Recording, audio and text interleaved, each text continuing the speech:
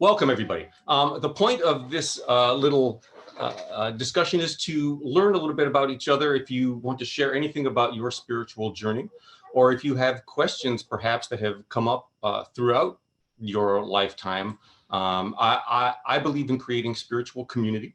So I'll tell you a little bit about myself and our church first, and then if anybody else wants to jump in, that's great. And anytime you have questions, again, please just type them in or go ahead and talk to us through Zoom. So I'm Pastor Michael. I'm the pastor of a church called The Current in Naples, Florida. The Current is part of a mainline, quote unquote, Protestant denomination. We're a member church of the Christian Church, the Disciples of Christ. You can find out more about the denomination at disciples.org. We are and always have been a very progressive denomination. We're generally open and affirming. We've been ordaining women since the beginning in the 1840s. We believe that everybody is a beloved child of God. And one of the interesting things about the disciples is that each church, each congregation is given the flexibility to determine who they are as a spiritual community. So within the disciples, for example, you'll find some churches like ours, although we tend to be like uber progressive and very discussion oriented, and many churches that look like other traditional churches you may have visited before. Most of the time, though, our exception is that we're always open and welcoming. Everybody's welcome. And in our church especially, we invite discussion. I believe that by simply talking to each other about the different experiences we've had as human beings trying to help create a better world, as human beings who feel pulled by something that we can't explain without using the word God, then we all learn and we all start to sort of advance the entire human community together at one time. We are a Christian church. My view of Jesus is more as an enlightened spiritual master, a teacher. I'm a real stickler for historical context. Jesus was Jewish. The stories in the Bible are Jewish stories and must be understood in that context. They're also mystical stories, so we have to know at least something about mystical Judaism from the beginning until, say, the 1st or 2nd century, before the Romans started to take over Jesus's teachings and actually create Christianity. So we talk about all those sort of things at our church on any given Sunday. If you're interested in joining us, we'd love to have you anytime you're in the Naples area. So that said, I'll just kind of open the floor up to questions. If you have anything you'd like to talk about, if anybody would like to share their own story, I think it'd be great to hear if somebody wants to unmute their mic or even turn on video. That would be really cool if you've got webcams. Otherwise, go ahead and type something into Facebook Live or here in the Zoom meeting as well. I appreciate you all joining for lunch. And hopefully some of you are also having a little nosh while we do this. That's the point, is to have sort of a casual conversation around a meal, a communion, if you will. Zach has a question. Hi, Zach. At what year do you think Jewish and Christianity deviated or joined? Well, that's an interesting question, Zach.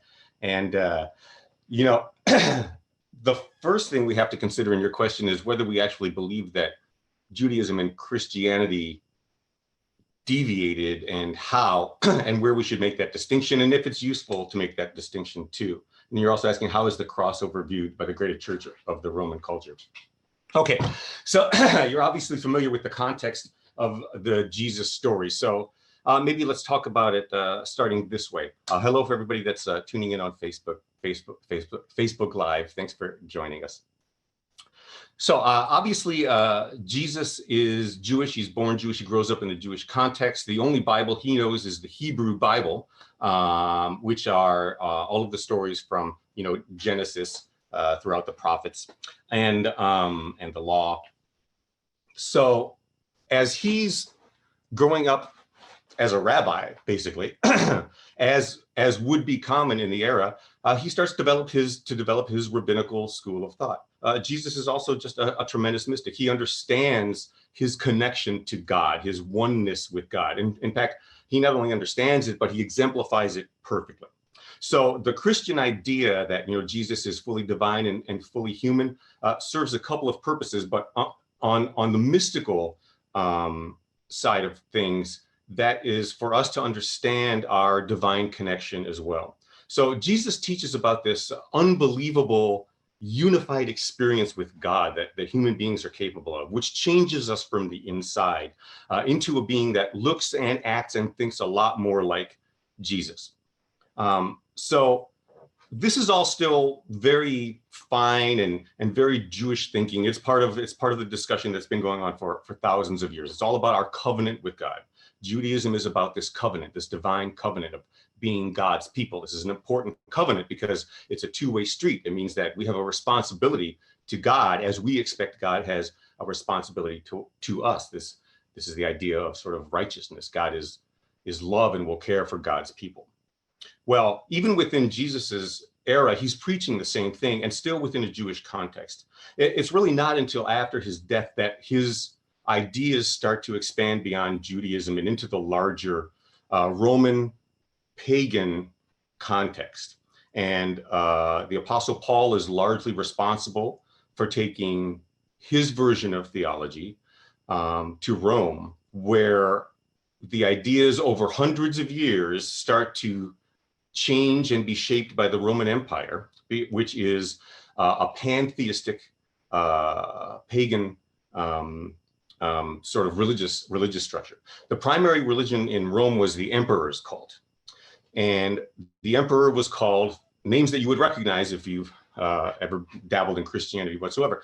The emperor was called things like Son of God and Prince of Peace, and all of these things that we associate with Jesus now. And really, if we understand Jesus's Jewish context as a Jew in an occupied territory, especially, we understand why his followers started to use that language and why somebody like Paul started to use that language to present God as over and above any human emperor of any sort.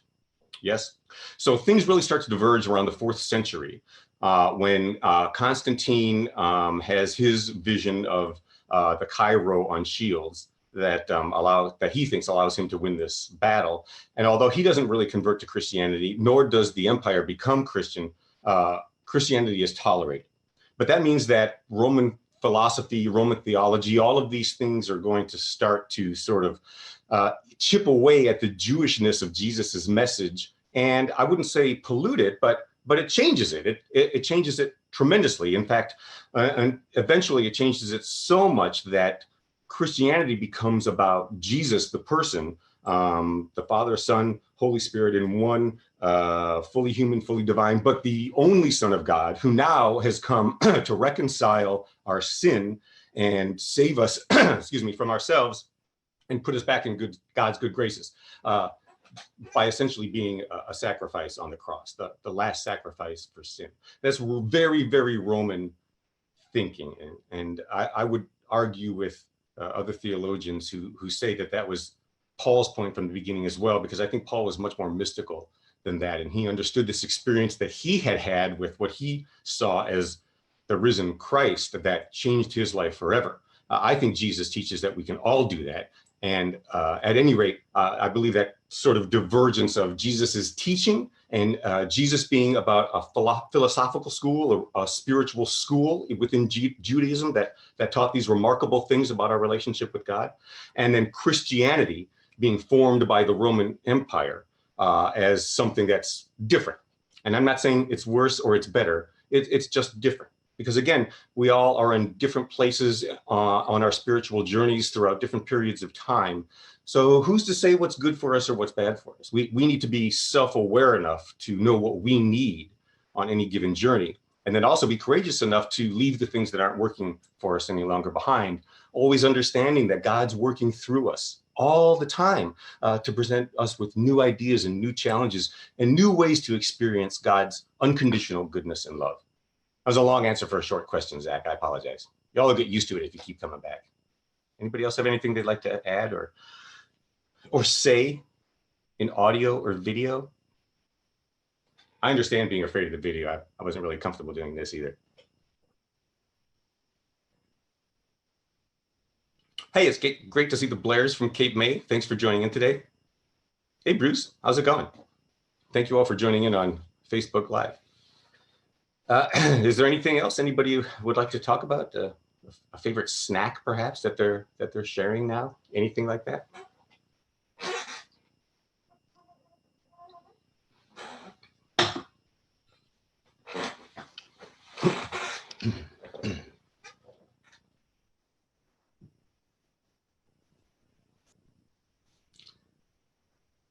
anything you want to talk about. Don't be afraid to ask questions or to make statements too. Rebuttals are fine as well. If anything I've said knocks anything in you that you want to talk about, you don't have to agree. This is a conversation. So. Libby's having chips and salsa, very nice. So, well, if that's the case, I'll just continue with some random ramblings and until anybody else jumps in. The other thing about our church is that we consider ourselves part of the postmodern progressive Christian movement. So what is that? Well, you know what they say, if you ask 12 progressive Christians what progressive Christianity is about, you'll get 100 different answers. So there you go. But progressive Christianity tends to be very social justice oriented and less literal about things like the Bible or even the personhood of Jesus. Not that these things like the Bible and Jesus aren't important to us for our spiritual development, but we progressive Christians tend to view them in a more historically contextual way, understanding the Bible as literature and understanding that there are many, many different ways to look at Jesus. So Hugh asks a practical question. If we are people of faith, whatever our faith, then something has happened to us inside that has caused us to believe in something greater, in what we call God. And that usually drives us to as many acts of compassionate, loving kindness as we're able to accomplish. So Hugh Blair in Cape May, Massachusetts asks, how do we respond to the horrible situation at the border? So I'm going to assume that means how do we as people of faith respond to the horrible situation at the border? Well, one of the ways we respond is by always continuing to send out love and compassion, as much spiritual support as we can for everybody involved in the situation, especially people seeking safety. And also, I would argue that if we are from the Abrahamic tradition, if we are Jews or Christians or Muslims, then our tradition tells us that we are to care for the least of us, that we are supposed to embrace the immigrant and the orphan and the widow.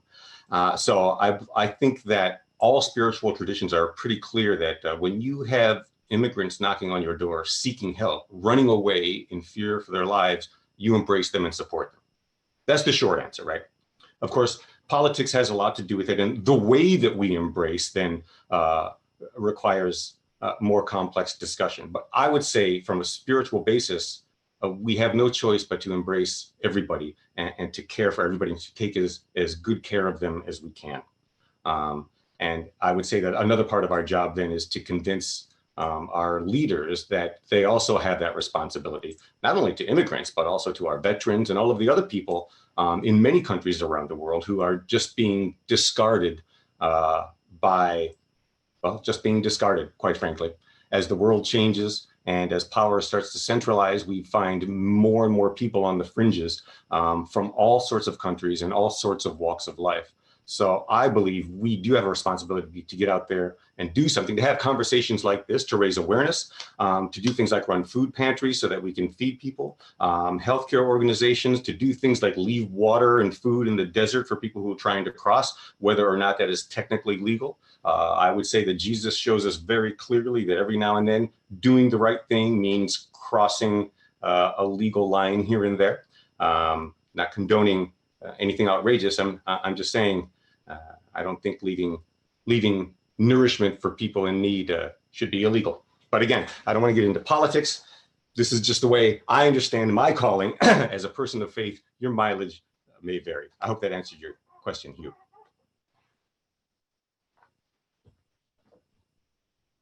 Welcome, Anna. Would anybody like to make a statement at all?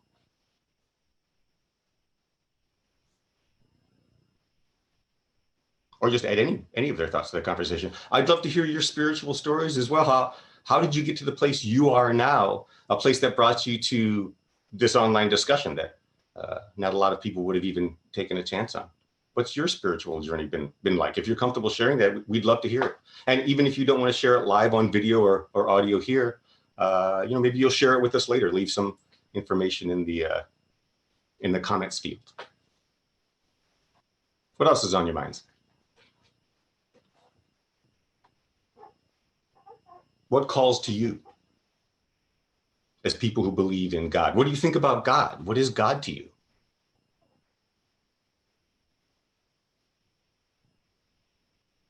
Easy question.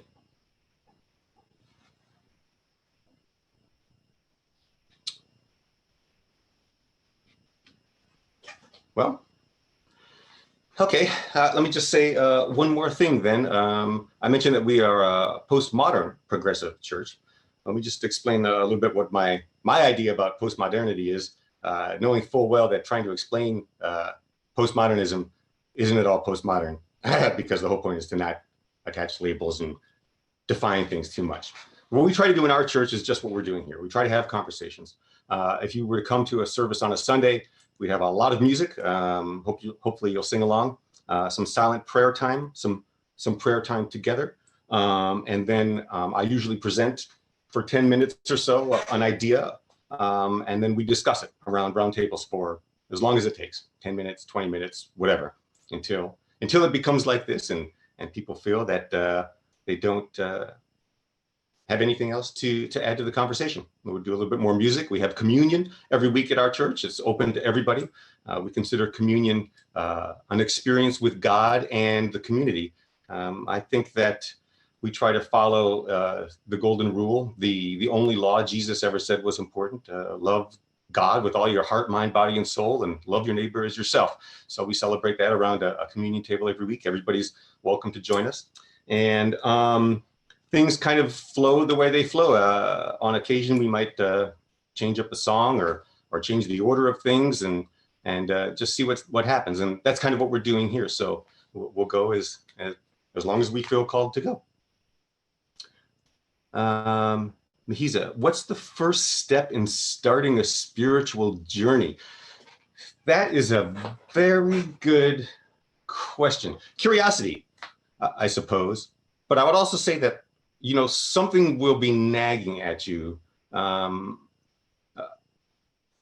think whether you grew up in a faith tradition or not, sometimes just as you start to learn about the world or meet people beyond the scope of people who are like you, you start to get these questions about kind of how everything works, how the universe works. And I think we've all asked questions about God at one time or another, because the idea of God, whether we believe in God or not, is prevalent in our civilization.